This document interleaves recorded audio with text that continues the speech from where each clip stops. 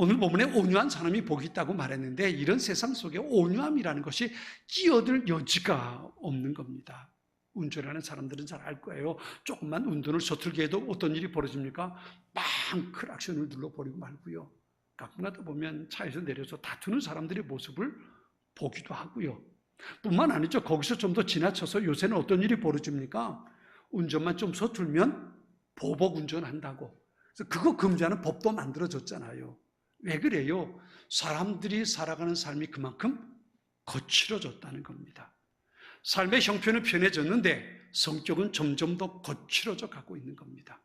이게 오늘을 살아가는 사람들의 모습입니다. 어떻게 보면 예수님 당시에 예수님께서 온유한 자는 복이 있나니 그랬는데 오늘 우리에게도 이건 심각한 도전의 메시지라고 볼 수 있습니다. 온유한 사람은 복이 있다. 그들이 땅을 기업으로 받을 것이다. 온유하다는 게 뭘까요? 우리 내게 생각하면 온유하다는 건 그냥 온순한 것, 무기력한 것, 혹은 더 심하게 말하면 줏대없고 우유부단한 것, 그렇게 설명할 수 있는데 이 온유라는 단어는요, 성경의 단어는 그것과 좀 다릅니다. 제가 국어 사전을 찾아봤더니요, 이 온유라는 단어를 이렇게 설명했어요. 성격, 태도 따위가 온화하고 부드러움, 그렇게 설명했어요.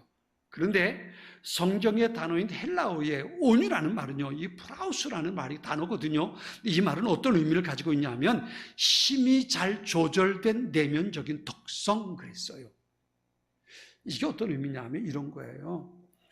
그 당시 사용했던 프라우스라는 단어를 어떨 때 사용했냐면 몸에 막 열이 나요. 막 열이 나가지고 병원에 갔더니 의사가 약을 조제해 줬어요. 근데 그 약을 먹고 열이 쫙 내렸어요. 이걸 프라우스 온유하다 그랬어요. 온유하다. 열이 막 나던 게 열이 진정이 된 거예요. 이걸 온유하다라고 표현해서 프라우스 그렇게 설명을 했어요. 또 한 가지는요. 이 야생마예요. 들에서 노는 야생마를 잡았다가 길들인 거예요. 여러분, 야생마를 사람들이 타고 다닐 수 있을까요? 못 타고 다니죠. 그냥 사람 떨어뜨려 버리고 말 거예요. 그런데 그 말을 길들여 가지고 고삐를 채워서 사람이 타고 다닐 수 있는, 타고 다닌다는 건 무슨 말이냐면 앞으로 가자 그러면 앞으로 가고요. 달리자 그러면 달릴 수 있고요. 멈춰 그러면 멈추고요. 천천히 가 그럼 천천히 가는 거예요. 이게 길들여진 상태거든요. 야생마가 그렇게 길들여진 상태를 프라우스, 온유하다라고 표현했던 겁니다. 그러니까 이 프라우스, 온유하다는 말은 이런 뜻이에요.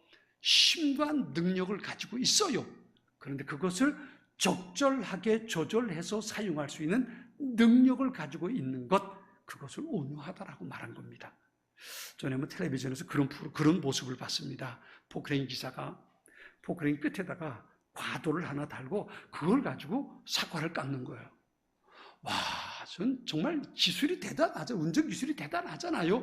그 포크레인 거대한 걸 가지고 그 땅을 탁 파는 포크레인 아닙니까? 그걸 가지고 그 끝에다 과도 하나 달고 사과를 깎는 거예요. 그 모습을 보면서 와, 정말 대단하다 했는데 그게 바로 온유함입니다. 엄청난 힘과 에너지를 가지고 있어요. 그걸 폭발적으로 사용하는 것이 아니라 내가 그것을 조절할 수 있는 능력을 가지고 있을 때 그걸 온유함이라고 설명할 수 있는 겁니다. 그래서 시인 브라우닝은 이 온유하다는 말을 그렇게 표현했습니다. 거인의 힘을 가졌으나 부드러운 성품으로 바뀐 상태, 그렇게 말했어요. 거인의 힘을 가졌어요. 막강한 능력을 가졌어요. 근데 그것을 스스로 조절할 수 있는 능력을 가진 거예요.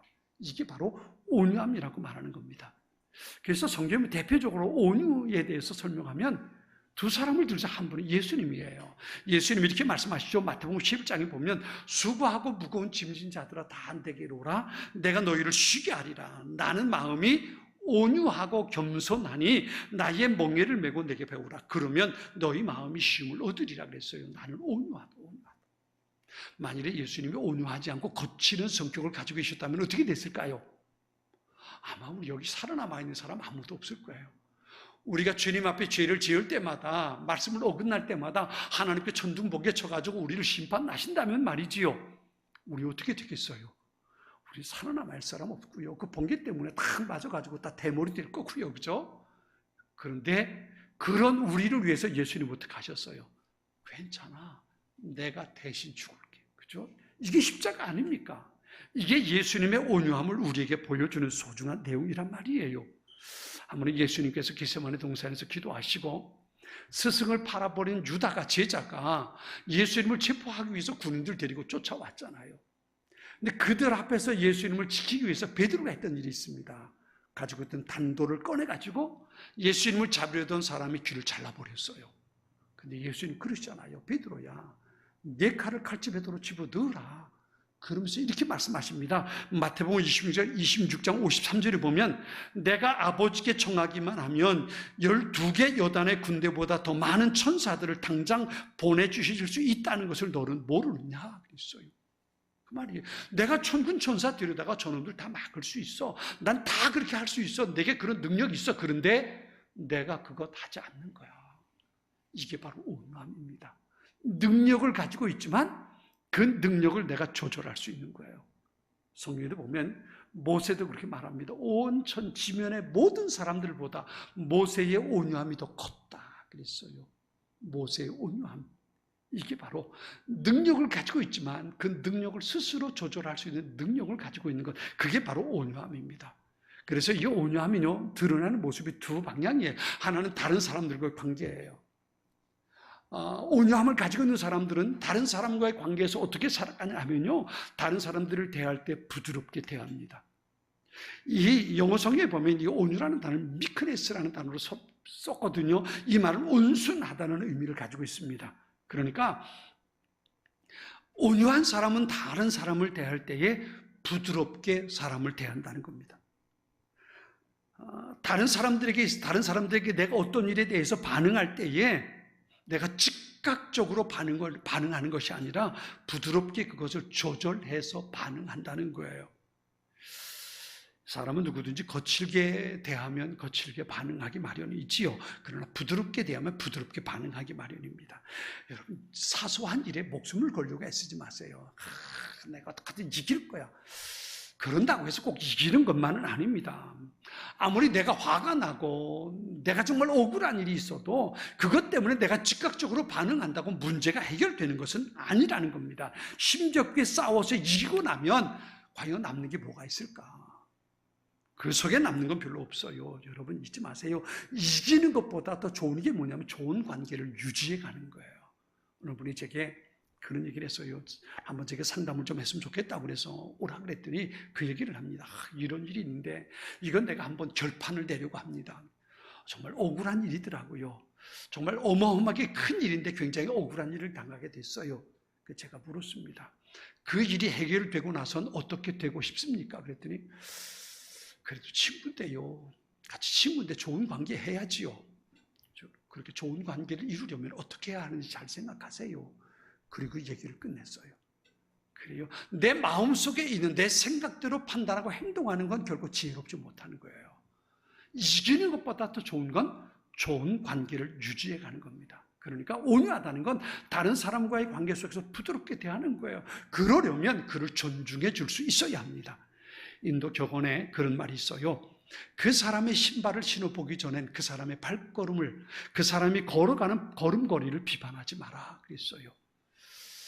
신발을 신어보기 전에 그 사람이 어떻게 걸어가는 모습을 비판하지 말라는 거예요. 그러니까 신발이 불편해서 뒤뚱거릴 수 있는데 비판하지 말라는 말이죠. 이 인도 격언을 생각해보면 영어 단어 가운데 한 가지가 생각해요. 그게 뭐냐면 이해한다, understanding이라는 말입니다. understand, 이해한다는 말. 이해한다는 말은요, 그 사람의 입장이 되어보라는 거예요. 그 사람의 입장이 되어보면 그가 왜 그런 행동을 하는지 이해가 된다는 거예요. 알 수 있게 된다는 거예요. 예수님께서도 산상수훈의 설교를 통해서 강조하시는 말 가운데 하나가 뭐냐 하면 비판하지 말라는 말입니다. 비판하지 마라. 비판을 통해서 얻을 수 있는 것, 변화시킬 수 있는 것 아무것도 없기 때문에 그렇습니다. 우리가 수요일 저녁에 욥기를 이 강의를 영상 강의를 하고 있는데요. 욥기의 내용을 가만히 보세요. 욥의 친구들이 욥을 얼마나 신랄하게 비판합니까? 내가 잘못했으니까 그렇지. 내가 이런 일 그냥 겪겠어? 내 식구가 왜, 내 아이들이 왜 한꺼번에 죽겠냐?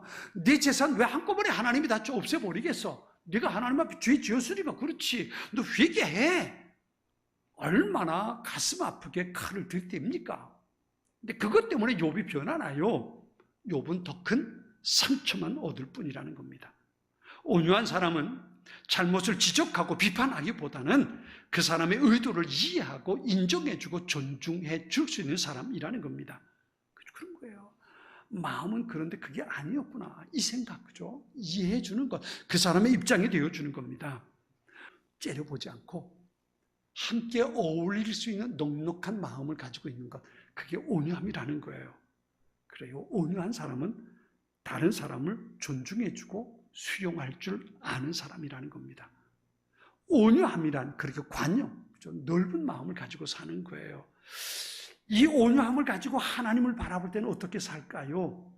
하나님을 바라볼 때는요, 믿음으로 순종하며 사는 거예요. 이사야서 29장에 이런 말씀이 있습니다. 이사야 29장 16절인데요. 8절인데요.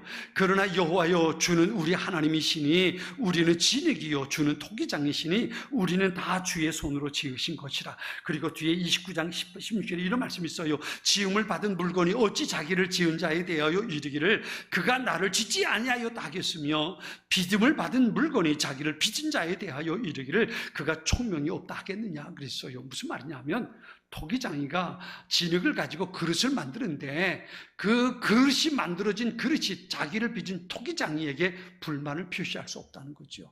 그냥 토기장이가 자기가 만들고 싶은 거 만든 거예요. 그냥 만든 겁니다. 그냥 토기장이가 만들었으니까 내가 만들어진 거지 그걸 내가 불만할 필요가 없다는 거예요. 한번 생각해 보세요. 토기장이가 도공이 그릇을 만들 때 어떤 과정을 거칩니까? 흙들을 가져다가 물을 붓고 진흙을 진이죠. 그 흙을 가져다 아주 부드러운 흙이 될 때까지, 반죽이 될 때까지 그렇게 이기고 두들기고 그렇게 합니다. 깨지지 않는 돌멩이나 덩어리는 다 끄집어내고요. 아주 부드러운 진흙이 될 때까지 으깨는 거예요. 그 다음에 그걸 가지고 도공이 그릇을 빚어가는 거죠. 그때만 비로소 온전한 그릇이 만들어집니다. 여러분, 도공이 그릇을 빚을 때에 한마로 두들기기도 하고 진흙을 으깨기도 하고 그런 과정을 거치는 것처럼 하나님께서 우리의 인생을 만들어 가신단 말이에요. 때로는 그것이 고난일 수도 있고요. 때로는 그것이 아픔일 수도 있고요. 때로는 그것이 위에 올라가는 자리일 수도 있고요. 때로는 그것이 밑으로 미끄러지는 일이 될 수도 있어요. 하나님께서 나를 만들어 가실 때에 그것에 대해서 내가 거절하고 불평하는 것이 아니라 하나님께서 내 삶을 지금 만들고 계심을 믿음으로 고백하면서 순종하는 것. 이게 바로 온유함이에요. 그래서 그 모습을 생각하면 한 사람 떠오르는 사람이 있어요. 그게 누구냐면 요셉입니다. 여러분, 요셉 아버지 집에서 얼마나 큰 사랑을 받았어요. 그런데 그렇게 사랑받던 요셉이 형들에게 애굽의 노예로 팔려버립니다. 노예로 팔려서 보디바리 집에서 노예로 살아가는 동안 얼마나 열심히 살았던지 주인의 마음에 들어가지고 어린 나이임에도 불구하고 집의 모든 일을 맡은 집사가 청지기가 됐어요. 그런데 그렇게 살다가 억울하게 그 집주인의 모함을 받고 감옥에 갇히게 됩니다. 죄수가 되는 거예요. 그런데 여러분, 그렇게 지내는 모든 과정 속에 성경에는 요셉이 원망했다는 일이 기록되지 않습니다. 성경은 그렇게 말합니다. 여호와께서 요셉과 함께 하심으로 그가 하는 모든 일이 형통했다. 그 말을 바꿔 말하면 요셉이 하나님께서 나를 만들고 계시는 그 과정을, 그 목표를 알 수는 없었지만 하나님께서 지금 나와 함께 계시고 그 하나님이 나의 하나님이라는 믿음의 고백을 가지고 하나님께서 지금 나를 이끄시는 대로 순종하며 살았다는 겁니다. 이게 바로 요셉이 가지고 살았던 온유함이에요. 내가 내 인생을 만들어가는 것이 아니라 하나님께서 지금 내 인생을 만들어가고 계신다고. 지금 내가 이런 어려운 과정 속, 어려운 환경 속에 있지만 내가 억울하지만 내가 여기 노예로 팔린 것이 정말 억울하고 분하기도 하지만 그러나 하나님께서 나를 지금 인도해 가시고 하나님께서 내 인생을 만들고 계신다는 이 믿음을 가지고 하나님 앞에 순종하며 살았다는 거예요. 이게 바로 온유함입니다. 여러분, 하나님이 나를 만지시고 이럴 때 버티려고 하지 마세요. 난 못해요. 난 안 해요. 내가 왜 이러고 살아야 되는데요. 하나님 앞에 원망, 불평, 짜증 쏟아내지 마세요. 하나님께서 지금 나를 만들어 가시고, 하나님께서 지금 나를 이끌어 가시는구나. 난 이쪽으로 가고 싶었는데 하나님께서 나를 이쪽으로 이끌어 가시는구나. 거기에 하나님께서 계획하신 일이 있겠지. 이 믿음을 가지고 아멘 하고 순종하며 믿음으로 살아가는 거예요. 그게 바로 하나님을 향한 온유함이란 말이에요. 하나님께서 나를 만드실 때에 아프고 힘들고 고통스러울 수도 있지만 하나님의 뜻이 언제나 옳다는 것을 인정하고 믿음으로 순종하며 사는 거예요. 그게 바로 온유함이에요. 우리 모두가 그런 사람들 되시기 바랍니다. 온유한 사람. 그죠? 하나님께서 역사하실 때에 하나님 내가 여기 있습니다. 내 생각은 이렇지만 하나님의 뜻대로 내가 쓰임받기 원합니다. 이 믿음의 고백이 우리에게 있어야 합니다. 이렇게 온유한 사람을 향해서 주님은 이렇게 말씀하십니다. 그 사람이, 오늘 본문에 그렇게 말씀해요. 그 사람이 땅을 기업으로 받을 것이다. 땅을 기업으로 받는다니까 우리 대한민국 사람들 땅을 참 좋아하잖아요. 하나님께서 여의도 땅 좀 주실래나, 땅 주실래나, 그죠? 근데 여기 땅을 기업으로 받는다는 이야기는요, 크레로 노메수신이라는 헬라어 단어거든요. 근데 이게 무슨 말이냐면 상속받는다는 의미예요. 상속받는다. 그러니까 다시 말해서 이 말은 무슨 의미냐 하면 내가 여의도 땅을 받는다는 이야기가 아니고 온유한 사람이, 마음이 온유한 사람이 하나님 나라를 상속받게 된다는 거예요. 하나님의 나라가 어디 있어요? 하나님. 예수님께서 요한복음에 그렇게 말씀하시잖아요. 내가 가서 너희를 위해서 있을 것을 처소를 준비하고 와서 너희를 나 있는 곳으로 영접해 가겠다. 그곳을 차지하고 거기에 살 수 있는 사람이 누군가? 마음이 온유한 사람이라는 거예요. 사랑하는 여러분, 여러분이 온유한 사람 되어서 하나님 나라 차지하고 사는 하나님 나라의 주인들 될 수 있기를 축원합니다. 출애굽한 이스라엘 백성들을 생각해 보세요. 애굽에서 10가지 재앙 애굽에 팍팍팍 내려서 애굽을 초토화시켜 버리고 하나님께서 이스라엘 백성들을 데리고 광야로 나오십니다. 그런데 그들이 다 가나안 땅에 들어간 건 아니잖아요. 그죠? 다 들어간 건 아니에요. 가나안 땅에 들어가지 못하고 40년 동안 그들은 광야에서 다 죽습니다. 다 죽고 두 사람만 들어가요. 여호수아와 갈렙. 40년 동안 광야에서 죽은 사람들은 어떤 사람들이고 가나안 땅에 들어간 여호수아와 갈렙은 어떤 사람들이었을까? 기준은 한 가지예요. 하나님을 향한 믿음으로 순종한 사람하고 하나님을 향한 믿음을 갖지 못하고 불순종한 사람들, 이 기준이에요. 하나님의 말씀을 마음에 담고 순종했던 사람은 가나안 땅에 들어가 땅을 차지하는 거예요. 그런데 하나님을 향해서 불신앙, 불순종했던 사람들은 광야에서 다 죽는 거예요. 온유한 사람은 어떤 사람인가?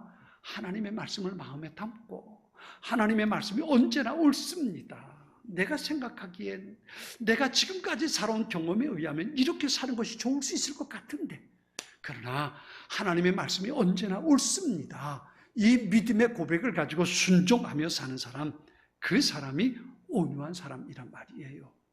그렇다면 어떻게 이렇게 온유한 사람이 될 수 있을까요? 그래, 온유한 사람으로 살자.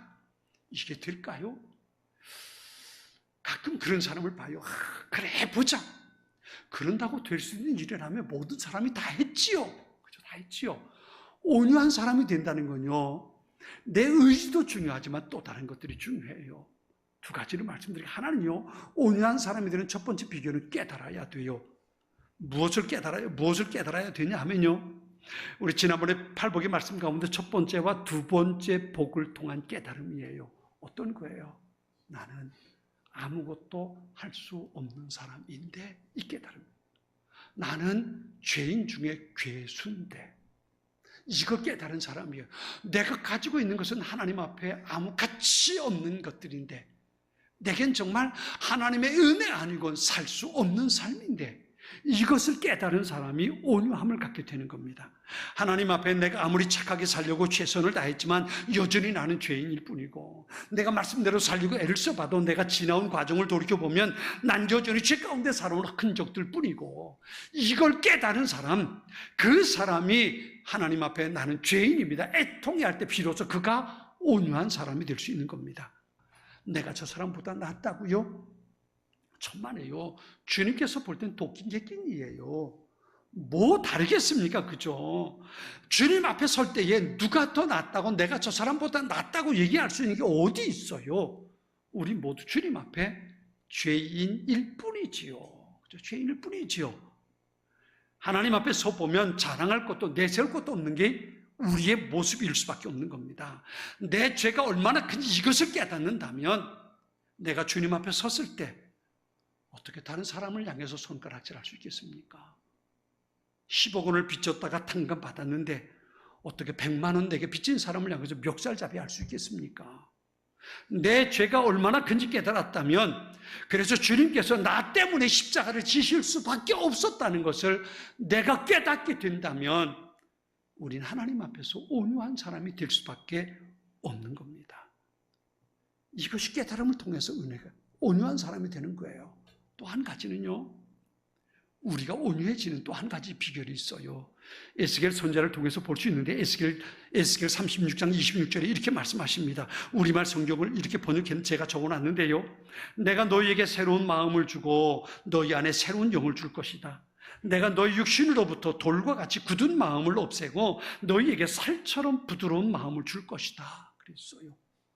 돌같이 굳은 마음을 없애고 살처럼 부드러운 마음을 줄 거다. 완고한 마음을 깨뜨리고 부수어서 온유한 마음의 소유자가 되게 해주겠다는 거예요. 어떻게 해요? 내가 너희에게 새로운 마음을 주고 너희 안에 새로운 영을 줄 것이다. 이게 누굽니까? 이게 성령이에요. 성령께서 우리 안에 오시면, 성령이 내 안에 오셔서 나를 다스리고 나를 만지시기 시작하면 내 안에 완악하고 완고하고 고집스러운 마음을 다 부수리고 깨뜨려 주시고 그 안에 예수님을 닮은 온유한 성품을 갖게 하신다는 거예요. 갈라디아서 5장 22절 23절에 이렇게 말씀하십니다. 오직 성령의 열매는 사랑과 희락과 화평과 오래 참음과 자비와 양선과 충성과 온유와 절제니 이러한 것은 금지할 법이 없느니라. 성령의 열매 가운데 하나가 온유함이에요.